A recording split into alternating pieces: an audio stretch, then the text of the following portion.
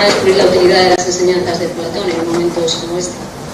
Doña María Dolores Fernández, coordinadora de la Asociación Internacional de Nueva Acrópolis en España, va a desarrollar el tema Soluciones de Platón para la crisis. Doña María Dolores es además periodista, licenciada en Ciencias de la Información, doctora en Antropología, redactora y colaboradora del periódico Ideal de Granada, donde tiene una columna de opinión semanal. Además ha desempeñado diversas tareas profesionales en prensa escrita y departamentos de comunicación de varias instituciones. También es autora de La colonización del imaginario, Imágenes de África. Fue el tema de su tesis doctoral y su especialización en antropología visual.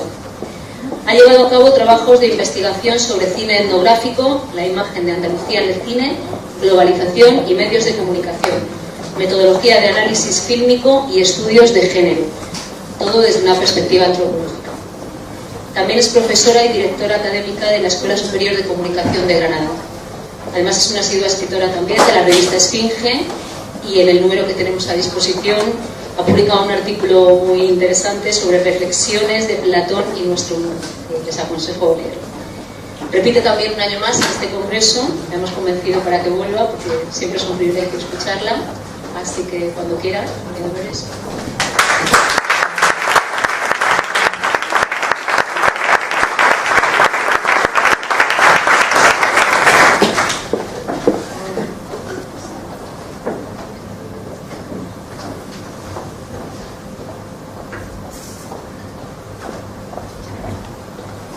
Bueno, yo no he traído ni PowerPoint, ni Aaron, no he traído nada. Más que mi sabiduría. Bueno, buenos días a todos. Ya estamos un poco, ¿no?, entrando en el universo platónico. Y bueno, no me ha costado ningún trabajo, no me han tenido que convencer. La verdad que me apetece muchísimo, me encanta venir a Alicante. Este pequeño microclima, ¿no? No sé si sois conscientes, sé que en el resto de ese mundo ya está mortificando, lo cual, fijaos la cosa, ¿no? Es decir, dentro de ese mundo de fríos y de otoños y de inviernos, basta mirar solamente los países europeos, no mediterráneos, y dentro de ese mundo hay este lugar, ¿no? Esto es como la aldea de Asterix, ¿no? Un lugar, y dentro de ese lugar tan agradable, tan maravilloso y tan encantador, tenemos un lugar como el centro imaginario, y dentro de ese centro imaginario, esto como las muñecas, ¿no?, las matriuscas, pues aquí estamos nosotros en esta sala, sumergiéndonos en el universo platónico, ¿no? Entonces la verdad que es, no sé, es bonito lo que estamos viviendo, este día de año platónico, día platónico tendríamos que decir. Efectivamente estamos en nuestro contexto, es el 2400, si no me recuerdo mal, de la fundación de la Academia de Platón. Es decir, 2400 años de vivencia y de vigencia de unas ideas y de sobre todo unas metodologías, ¿no? Es decir, Platón, es curioso porque hay muy pocos filósofos que se puedan decir neo-tal. Bueno, Kant, hay un neocantismo que a lo mejor que no hubiera sido porque que se cargaron a Kant directamente. Todos los neos han sido muy peligrosos, sin embargo ha habido varios neoplatonismos a lo largo de la historia, ¿no? Es decir, ¿qué tenía ese filósofo que le ha dado para volver a Platón, volver a reencontrarnos? Lo que nos ha ilustrado Ramón ha sido muy interesante, ver cómo esas ideas viajaban, cómo se mezclaban. Yo creo que Platón, si hubiera visto esos mapas, hubiera estado contento porque decía, eso es lo que yo quería, diálogo. Es decir, Platón, parte de su problema, efectivamente, no voy a entrar en esto porque no es el tema de mi ponencia, pero parte de su problema era que él no era partidario de decirte, esto es la sabiduría, aquí está, y ahora te lo aprendes. No era así. Platón pretendía, que tenía esa fe en lo que es el ser humano en sí, de dialoga, pregunta, razona, y hasta que no estés convencido no pares, ¿no? Es decir, la dialéctica es la gran propuesta de Platón a lo largo de la historia. Y entonces él lo demuestra con su ejemplo, y su propia filosofía ha dialogado con el cristianismo, con el islam, con el judaísmo, con Asia, con América, con el norte, con el sur. Es decir, ha podido gente de tantas diferentes mentalidades y tan diferentes momentos históricos han entrado en los diálogos de Platón, han dialogado con Platón. Eso es muy interesante. Y luego también es muy interesante ver que dentro de ese diálogo, pues en los momentos de crisis es donde más diálogo ha habido, como decía muy bien Ramón, ¿no? O sea, cuando estamos aquí, los romanos dominando, bueno, los romanos no es muy platónico, hay que decir, pero alguno hubo. Entonces, Cicerón, por ejemplo. Entonces los romanos que ya están en la plenitud de su esplendor, y pues a lo mejor en esos momentos la gente no se hace tantas preguntas, ¿no? Pero en esos momentos gozne, en esos momentos críticos, donde pasamos de un mundo a otro, porque claro, nosotros estamos muy asustados ahora con la crisis, que el mundo que nosotros vivimos ya no va a estar.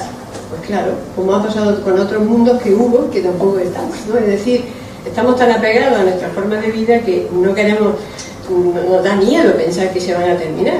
Pero es que se han terminado tantas veces porque vamos a ser nosotros los únicos listos que van a permanecer eternamente en nuestras formas de vida con lo imperfectas que son. Si fueran perfectas todavía.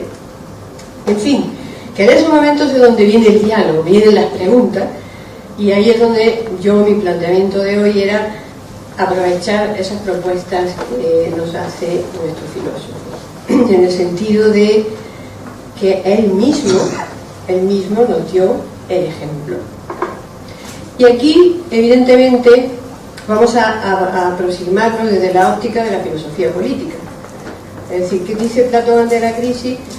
Estamos hablando un poco cómo salir de un cambio que no sabemos dónde nos va a llegar, y ya esta mañana hablando así con nuestro concejal y entre nosotros, y yo creo que es algo que sale a reducir constantemente, él mismo decía, el problema es que no nos lo estamos planteando adecuadamente, no estamos dando esas respuestas que hace falta de verdad para esta crisis global, esta crisis profunda. Entonces, de ahí que en este contexto de cambio, como crisis significa cambio, está bien que acudamos a un especialista. En este caso, el especialista en crisis era Platón.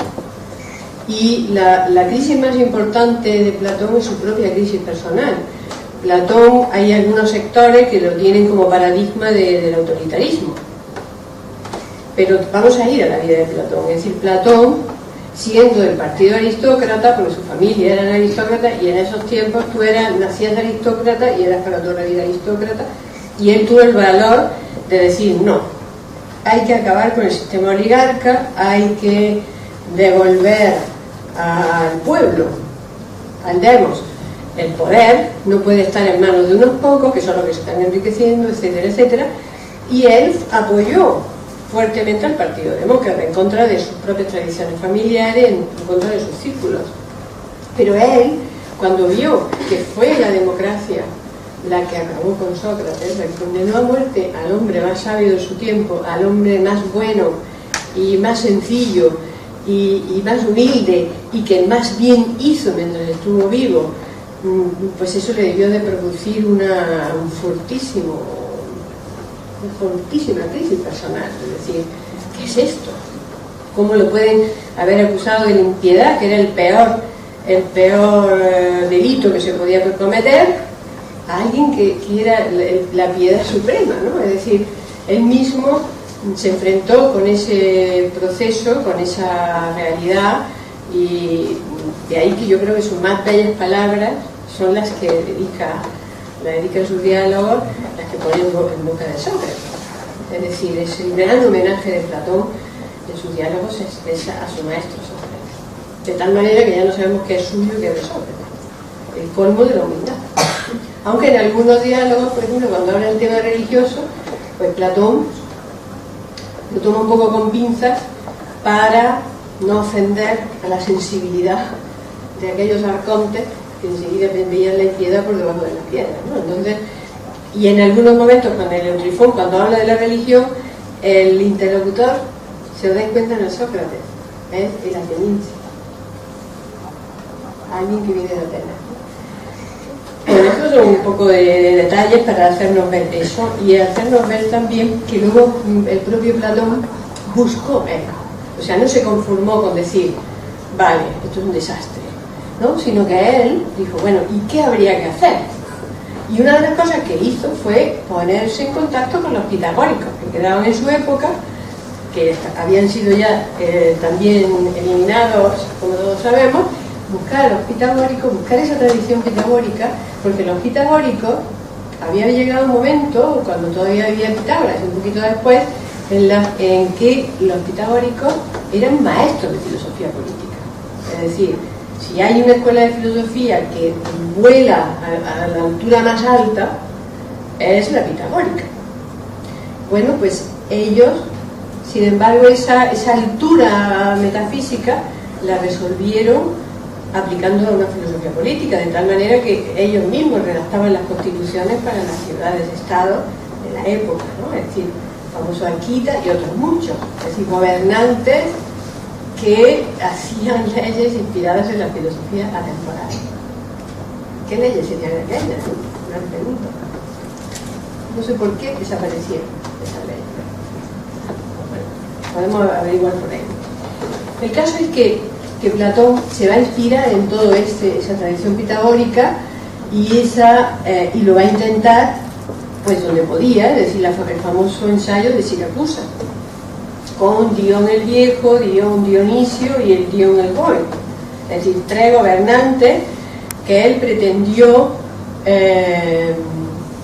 pues transmitirles, como llamaba, la verdadera filosofía, de tal manera que luego no le salió muy bien.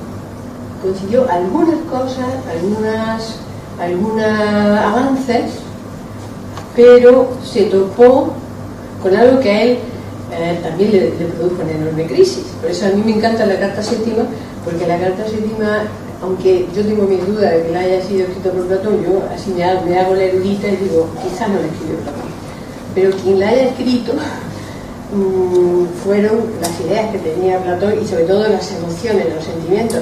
Es curioso que hable Platón de sentimientos en ese texto tan impresionante, ¿no? Entonces, en esa carta, pues él un poco dice, si alguien no quiere ser filósofo, es imposible obligarle a que lo sea. Es una conclusión después de ese momento crítico tan tremendo. Y luego también dice, ¿para qué decir lo que nosotros pensamos si no quieren oír de lo que nosotros pensamos? Vamos a decírselo a quienes nos quieren escuchar. No vayamos ahora a ir dogmatizando por la vida, ¿no? Sino, si alguien quiere preguntarnos a nosotros, ¿qué opinas? ¿Cómo deberíamos de solucionar nuestros problemas? Entonces, sí, ahí se lo vamos a contar. Pero ¿de qué vale contar lo que pensamos si no nos quieren escuchar? Incluso también dice, y ahí encima puede ocurrir que digamos lo que pensamos y eso nos cueste la vida. Ahí está también, digamos, latente la impresión de Sócrates de la muerte, o sea, la impresión de Platón ante la muerte de Sócrates. Total, en definitiva, lo que viene a decir Platón, que no es la única vez que lo dice, es que cuando los bienes de la ciudad, cuando las cosas empiezan a ir bien en la ciudad, es cuando los filósofos están en el poder, tienen el poder político, o cuando los que tienen el poder político se hacen filósofos. Eso, a pesar de lo mal que lo pasó y a pesar de su fracaso, su decepción en Siracusa, lo siguió sosteniendo de tal manera que fue entonces cuando funda su academia. Entonces crea ese precioso grupo de discípulos con esa finalidad también, con la finalidad de reflexionar sobre cómo solucionar ese problema que está teniendo en aquellos momentos su ciudad y el mundo griego en general. Entonces, como presidiendo toda esa síntesis, estaríamos diciendo que Platón sostiene que la filosofía como género de vida, la filosofía como el medio para plantearse una vida virtuosa, debía de guiar el poder político. Bien, entonces aquí, pues evidentemente tenemos que hacer referencia a sus ideas en general, pero como creo que debemos de defender, como antes he dicho, algo práctico, algo de ahora, claro, las ideas de Platón, bueno, claro que es un idealista, ¿no? Es un especialista en ideas, entonces son infinitas, ¿no? Es decir, es una maravilla la riqueza, cualquier texto que nosotros leamos de Platón, y no solo lo que ya siempre leemos, el Banquete, la República, tal, sino otros menos conocidos, está todo Platón en esos diálogos. Cualquier diálogo que veamos, está todo Platón ahí, y van a aparecer, por ejemplo, el tema de la educación, que es algo transversal.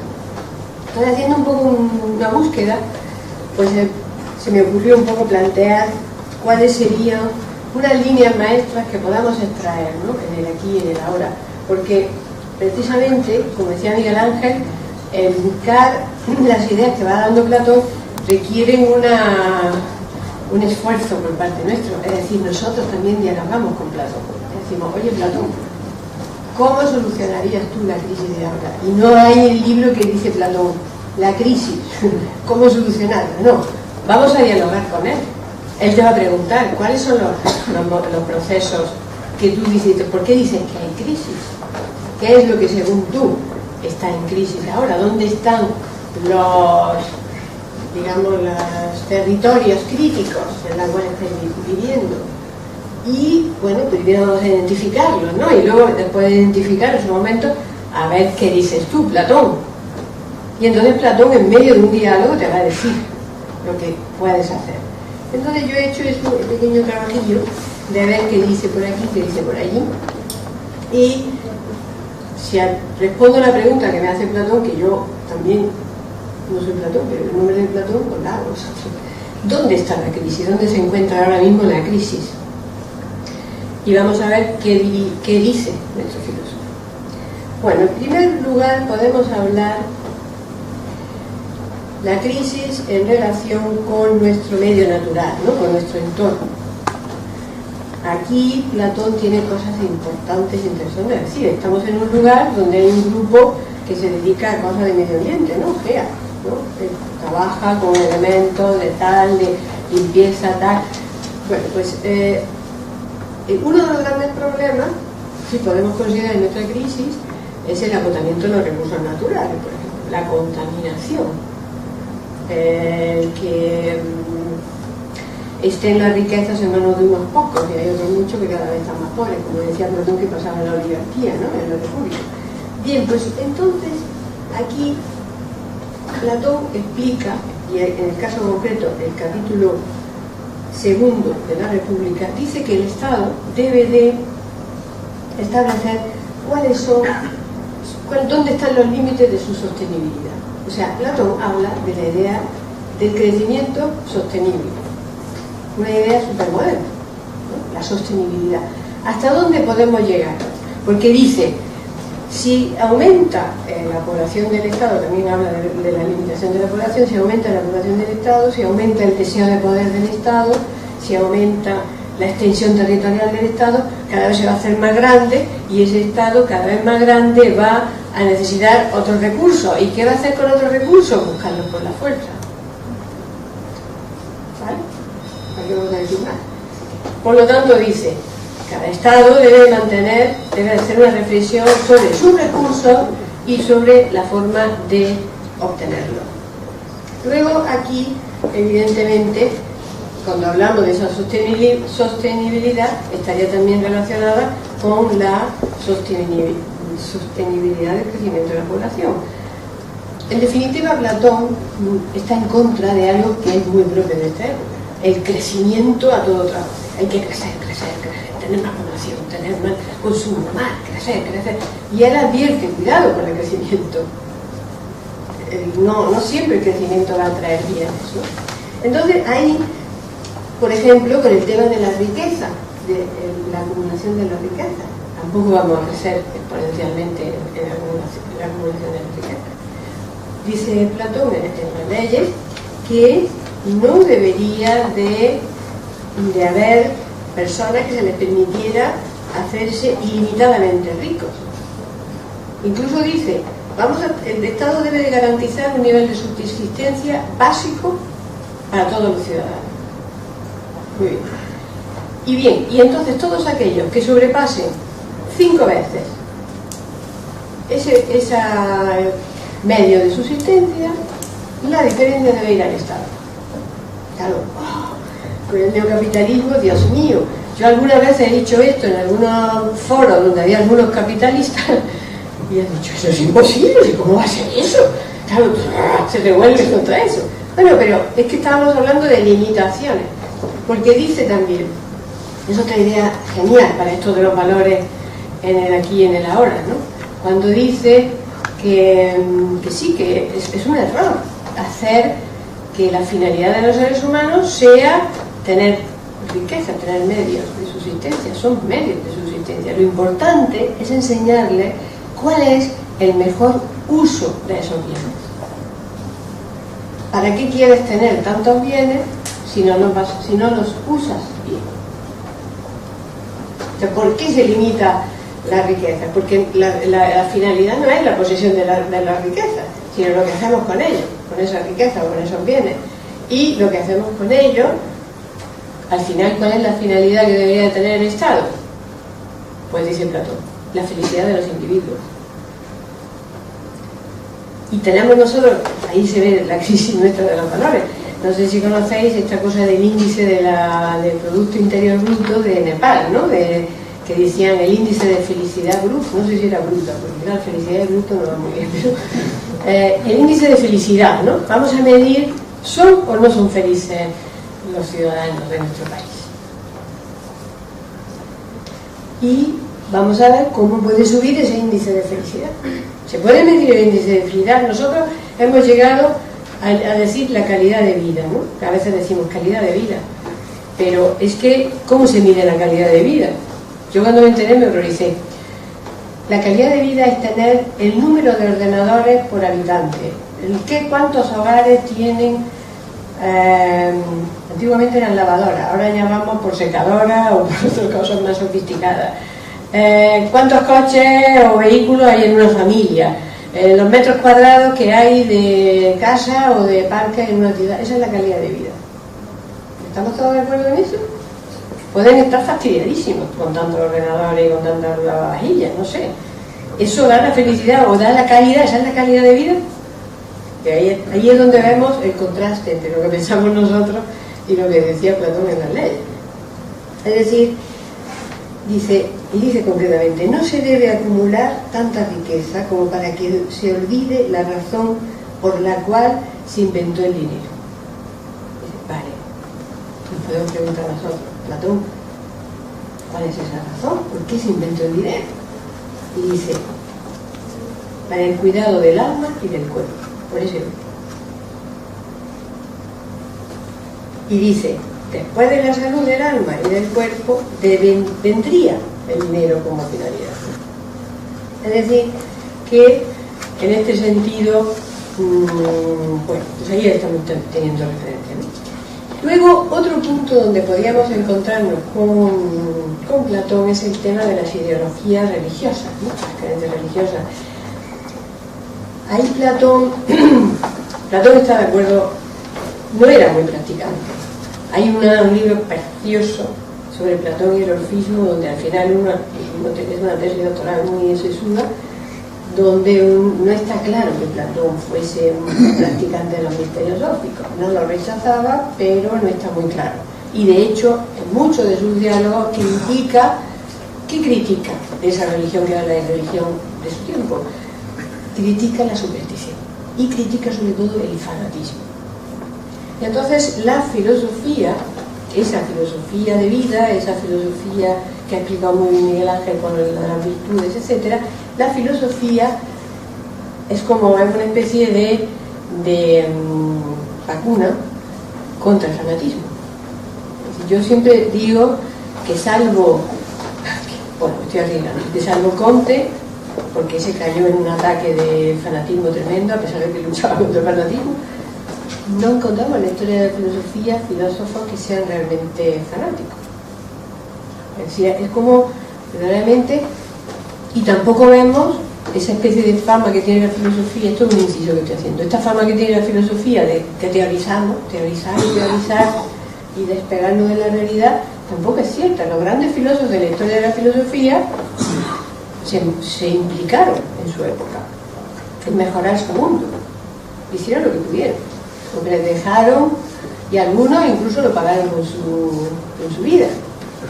Así que el nivel está bastante alto.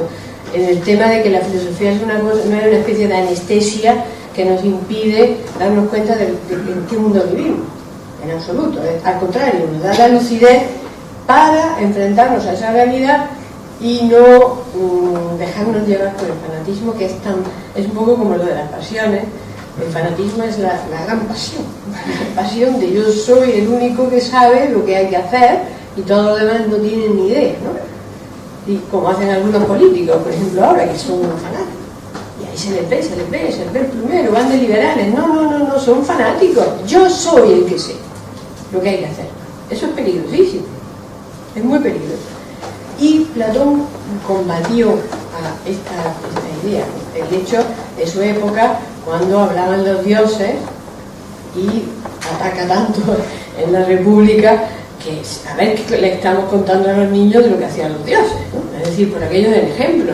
Tú ahora estás diciendo que Zeus era el gran dios, pero hay que ver qué vida tenía Zeus. Todo lo que pasaba por delante, ¿no? Sobre todo si eran chicas, monas, mortales. Es decir, eso es una frivolización, no es ir a dónde está el origen de las cosas. En ese sentido, también pone en guardia sobre la tiranía de las imágenes, etc. Es decir, la idea de la filosofía como respeto hacia los diversos credos religiosos. Por eso es lógico que la filosofía de Platón sea tan fecunda en el diálogo con las distintas religiones. Diálogo interreligioso, efectivamente, interreligioso al máximo, porque llega Filón de Alejandría y dice: un momentito, que yo aprendí griego gracias a la escuela de Alejandría, y yo voy a hacer una comparación, lo que dice la Biblia con lo que dice Platón, y le salía una cosa tan estupenda que duró durante muchos siglos. Y así pasó también con los cristianos que acudían a las clases de Hipatia, y etc. Es decir, el diálogo del respeto a todas las creencias, y no es sentirse en posesión de la verdadera fe. La verdadera fe, la verdadera es la filosofía, pero no esta filosofía, sino la filosofía. Y otro aspecto muy importante, indudablemente, aquí vemos lo más revolucionario, dicho con palabras actuales, de las propuestas platónicas, es, como ya se ha sugerido antes, el tema de la educación. Nosotros tuvimos hace 2 semanas, hicimos una especie de simposio, también, no sé, yo que soy un poco cursi en estas cosas, pero en vez de congreso le llamaría simposio, a la manera platónica, ¿no? Un banquete intelectual, mental, filosófico. Bueno, pues tuvimos un banquete de esto en Madrid sobre la educación, y fue muy interesante ver que ahí es donde realmente la educación es transversal para Platón, pero es que claro, la educación es el medio por el cual el Estado hace felices a sus ciudadanos, es decir, con un buen sistema educativo. Y para empezar, la educación para Platón dura toda la vida. Toda la vida tenemos que estar aprendiendo, y es precioso esos diálogos hasta con los sofistas, que eran bastante denotados, pero es muy enternecedor como Sócrates, ahora mismo no recuerdo el título de ese diálogo, creo que es el Eutidemo, creo, donde aparece un sofista y le dice: pero sí que claro, tú que sabes muchísimo, yo quisiera pensar como piensas tú, enséñame. O sea, demuestra como un afán, claro, es como una ironía, ¿no? Porque Sócrates era bastante irónico, pero diciendo: oye, me has enseñado mucho, he aprendido mucho, le da la gracia y todo. Es decir, la idea de aprender hasta el final, hasta aún ya siendo ya, como él dice, yo siendo ya un adulto entrado en edad, sin embargo, estoy disfrutando mucho con esto nuevo que estoy aprendiendo, ¿no? O sea, el hecho de aprender constantemente.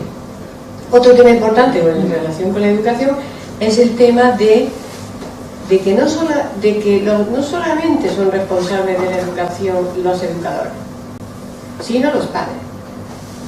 Y entonces hay que enseñar a los padres a cómo van a educar a sus hijos. Ahí tenemos el diálogo Laques, donde habla del valor, y entonces ahí empieza la discusión diciendo: bueno, a ver, ¿me podéis decir qué es el valor? Y entonces pues uno dice, pues no sé qué, empiezan ahí a titubear y dice, ¿y cómo vosotros enseñáis a vuestros hijos a que sean valerosos si no sabéis lo que es el valor? No lo sabéis ni de definir. Claro, ahí indudablemente tenemos nosotros ahora mismo un reto impresionante, es decir, hay que enseñar a los padres. Ningún padre, por el hecho de que sea el padre que quiere mucho a sus hijos, no necesariamente le va a dar a sus hijos lo que los hijos necesitan para crecer interiormente, para desarrollar sus potencialidades y para hacer todo esto. Yo nos he explicado muy bien el que me ha antecedido en el uso de la palabra, el Ángel Padilla. Es decir, esa educación que nos va a dar la posibilidad de vencer nuestros miedos, de vencer nuestras pasiones desbocadas, el desarrollo de esas virtudes como poderes que están latentes dentro de nosotros. Todo eso tiene que estar en la educación. Y los padres son los primeros que tienen que aprender también. Con la cual no habría que crear a lo mejor una institución que enseñara a los padres a educar a sus hijos. Otra cuestión interesante referente a esto de la educación estaría en una crisis que vemos nosotros también ahora en la educación. Creo que Antonio nos hablará un poco de eso, ¿no? El problema de lo que no se enseña. En este simposio, yo hago referencia que era sobre la educación, fue muy clarificador lo que dijeron las personas especialistas en el tema educativo. Una persona que estuvo incluso con responsabilidades oficiales en el Ministerio de Educación y otro que era un inspector de educación, ¿no? Y explicaban la pregunta que nos hizo el moderador en la mesa redonda, qué es lo que falta en nuestro sistema educativo. Y estas personas dijeron educar para la vida. No se educa para la vida. ¿Y qué es lo que va a educar para la vida? Pues una serie de materias que son fundamentales. Por eso, ¿por qué se llaman las humanidades? Pues porque nos hacen más seres humanos, ¿no? Humanidades, ¿no? Humanidad nos hace más seres humanos. Resulta que estamos en un momento gravísimo en España donde no hay un debate adecuado sobre la educación. Una vez más va a haber otro atentado, el siguiente, contra esas materias que hacen que los alumnos reflexionen, busquen el sentido de la vida, esas materias que ayudan a enfrentarnos con nuestros enemigos vitales, dominarlos y ser nosotros mismos. No, todo es adiestramiento. En nuestra educación lo que hay es un adiestramiento para que cuando entres en la sociedad no desentones. Hace unos días leía yo una historia de un chico superdotado en Estados Unidos, bueno, superdotado, que tiene 14 años y ya ha estudiado física en no sé cuántas universidades, algo así como Una mente prodigiosa, la película esta. Este chaval, pues era un superdotado, claro, desde que nació, estas cosas se vienen con uno mismo dentro. Y la profesora le decía a su madre, que tuvo que meter en un colegio de educación especial porque sus reacciones no eran normales, y le dijo a la profesora, usted tranquila, que su hijo no va a aprender nunca a leer. Y claro, eso ya indica que todo aquel que no es como los demás, todo aquel que es diferente, pero diferente de esa manera, que ya al final ya está en Harvard, ya le están llamando de China, de Harvard, de no sé cuántos sitios, para que él ya, bueno, es una cabeza, es un cerebro. Ya ha habido premios Nobel que han hablado con este chaval y le han dicho, madre mía, pues sí que eso que estás tú planteando es algo nuevo completamente. ¿De dónde lo sacas, no? Con 14 años. Algo alucinante. Pero a mí lo que me impresionó es que ese niño le dijeron eso. Entonces la madre dijo, me voy a empeñar en que, ¿cómo va a ser eso? Mi hijo va a aprender a leer. Mi hijo es especial, simplemente es especial, es más inteligente que todos ustedes, ¿no? Pues decía, estaba contemplando un árbol y decía, este se ha quedado medio dormido y dijo, 4.527. Estaba contando las hojas del árbol, ¿no? Cuando tenía 3 años, 4 años, una pasada. Pero lo impresionante es que le dijo eso, ¿no? Su hijo nunca va a aprender. O cuando hay un niño que tiene una capacidad artística importante, ¿qué dice la maestra, la profesora? Su hijo está todo el día distraído, no atiende a las clases. ¿Pero cómo va a atender a las clases, petarda, que tú le estás dando? Si tiene un mundo interior, ayúdale a sacar ese mundo interior, ¿no? Es decir, En fin, que en ese sentido la idea de educar para la vida sí está dentro de las soluciones para el mundo educativo de Platón. Y otro elemento que veo fundamental es el tema de la visión, lo que podemos llamar la visión de lo colectivo, ¿no? La vivencia de lo que es de todo. Él dice la vivencia del Estado, lo que es el Estado. Entonces él recomienda que los jóvenes, porque es curioso, sí es verdad que Platón piensa que todo el mundo tenemos que educarnos, pero sobre todo los jóvenes, porque dice, en esos momentos de la vida es donde se pueden plantar las semillas, luego puede ser demasiado tarde. Entonces sí se interesa por la educación de los jóvenes especialmente, ¿no?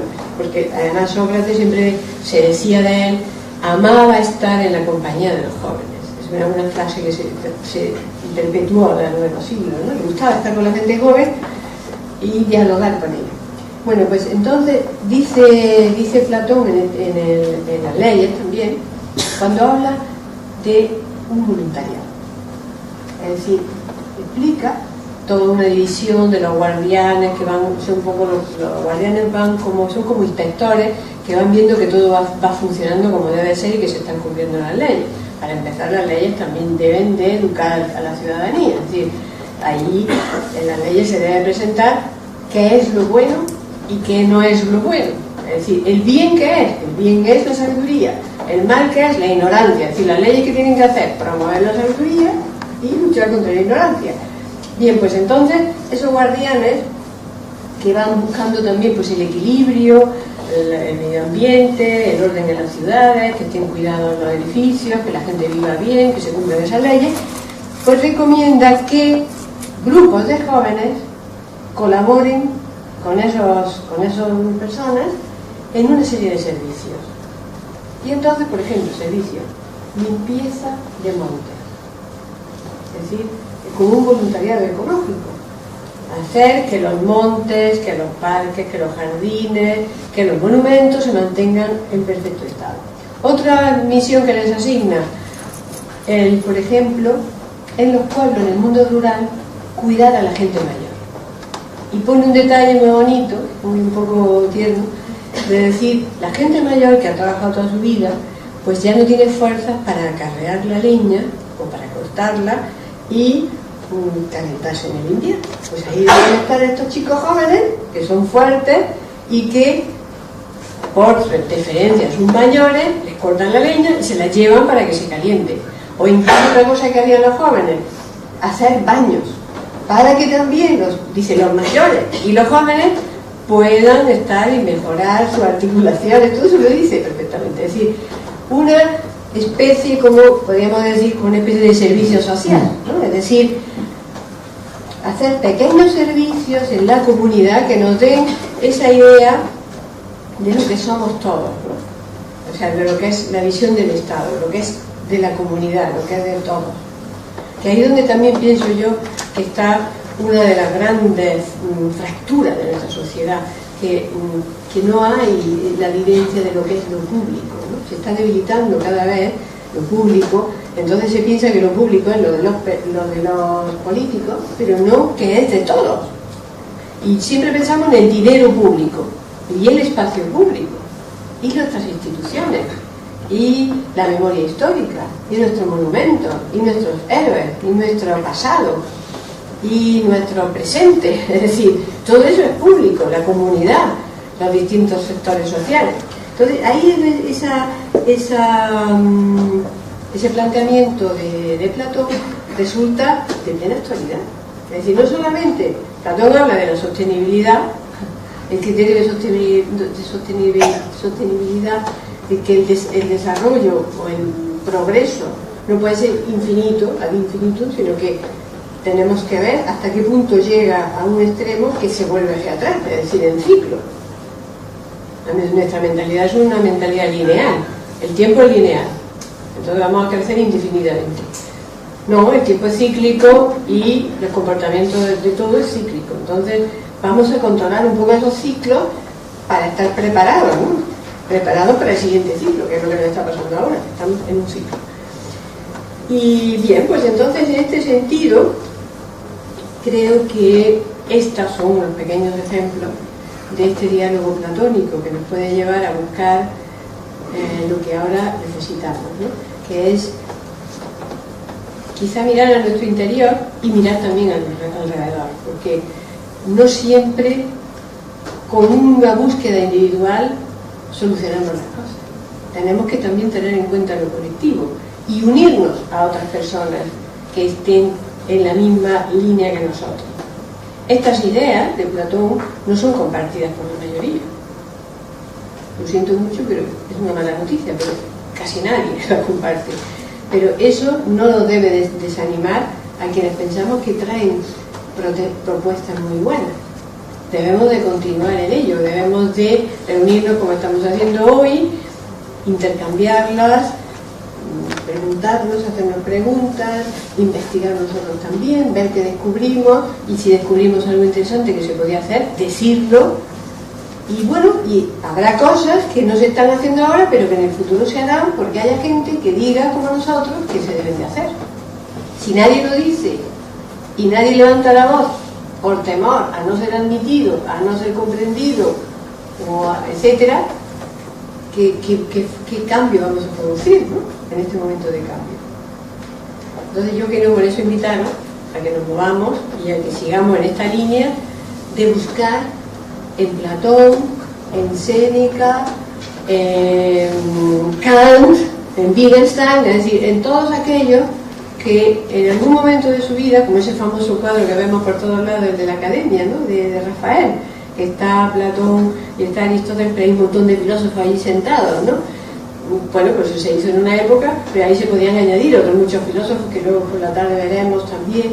Es decir, muchos han dicho cosas para que el mundo sea mejor. Debemos de escucharles y volverlas a decir nosotros y decir, y ahora esto se haría de esta manera, porque indudablemente cada época tiene sus cosas.